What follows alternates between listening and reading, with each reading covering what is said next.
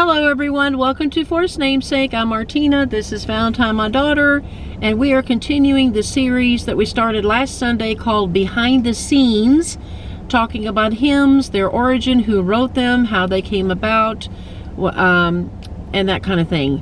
And you'll have to excuse me if my voice sounds stopped up. We've been in storage units all day cleaning up and the dust has been flying.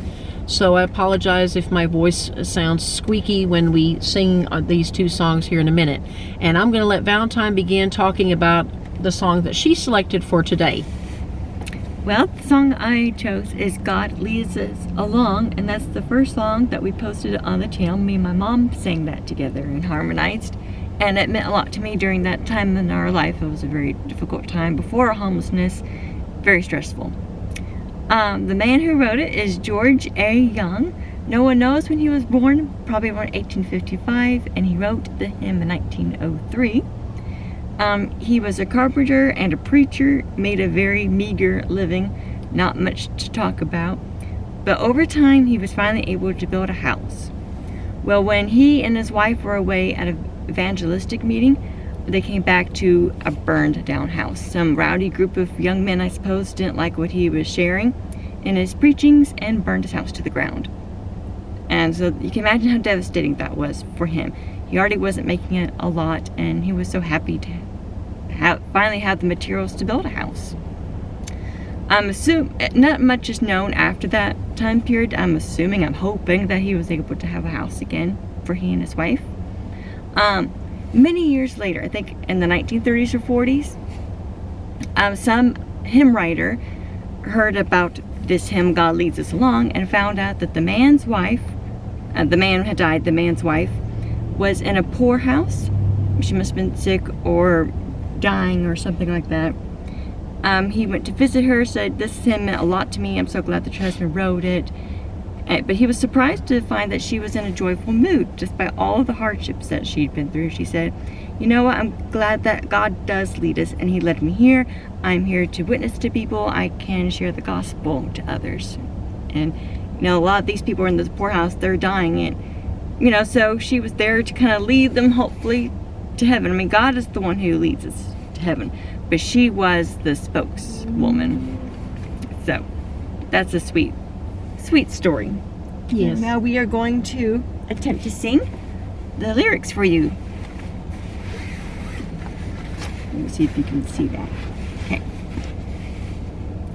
In shady green pastures, so rich and so sweet, God leads his dear children along. Where the waters cool flow bathes the weary one's feet, God leads his dear children along. Some through the waters, some through the flood, some through the fire, but all through the blood. Some through great sorrow, but God gives a song in the night season and all the day long. Okay, our next song is another one of my favorites. I did one of my favorites last week, Come Thou Fount of Every Blessing, and this is another one of my favorites, and one of you subscribers said that this was also your favorite, and it's called Be Thou My Vision. And this, I'm not as good as Valentine. She could remember all her notes. I have to look at my notes, or otherwise I will forget. So pardon me, I'm going to be looking down at my notes to tell you about this one. This song is based off of an ancient Irish poem that is attributed to the 6th century monk named Saint Dowlin Forgall, and I'm so sorry if I pronounced that wrong. Valentine looked up some extra little information, and she said that she found out that the reason why he was given the name Dowlin, or Dalan, maybe, is because that means that he was what, blind? It means little blind one. He was it born blind, or he became blind? It said that he studied too hard, and I guess it was bad lighting or something. He became blind. Isn't that sad? But he wrote those beautiful words to this song. And the first English translation of this song was done by someone named Mary Elizabeth Byrne in 1905, and then later adapted into a hymnal form in 1912 by Eleanor Hull. And then another sad, interesting information that Valentine found out was that he died at the hands of some pirates. How awful. And we all know how cruel those could get back in the day. I don't know if pirates still exist in today. I'm sure they do, but just from, learning about it in childhood, that was awful. So a lot of these Christian martyrs, and they sure die horrific deaths, don't they? So we're going to go ahead and sing a few of those stanzas of this song, and you can join along at home. And I think my husband's going to put those in the words in the description box. If not, you can definitely follow along on our. He'll give the description, or the links rather, to the songs that we've already done, because we've done all these songs on our channel individually. You can find them, but he'll link those in the description box. Okay, here we go. Be thou my vision, O Lord of my heart. Not be all else to me, save that thou art.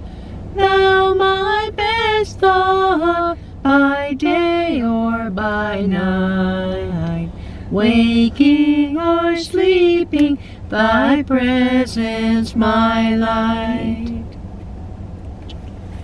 Okay, we know this is short and sweet, but we hope that you have enjoyed it, and that you are enjoying this series that we plan to do every Sunday, because we thought that would be nice. And we know that some of you go to church on Saturday, that's your Sabbath, and we've been used to going to church on Sundays, so we thought, Sundays is usually when we don't know what else to talk about, and we kind of run out of ideas of what to talk about, and so this would be perfect, this series we're doing, to run those on Sundays. And if you have any songs that you would like us to do, be sure to put that down in your comments down below, because I'm sure there's so many hymns out there. I know we haven't done them all on this channel. Yeah. Okay.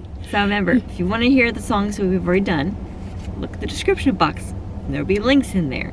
And also on Sundays, my dad has done some series. He did a Bible study in Romans. Last week it was spiritual gifts. This week he hasn't told us what it was. It depends on what the poll was on the community post. So whatever you voted for next, be sure to stay tuned for the next lesson. And we hope that you have a happy and blessed Sunday. Be sure to like, subscribe, click the notification bell, and Lord willing, we'll see you in the next video. Bye. Bye-bye.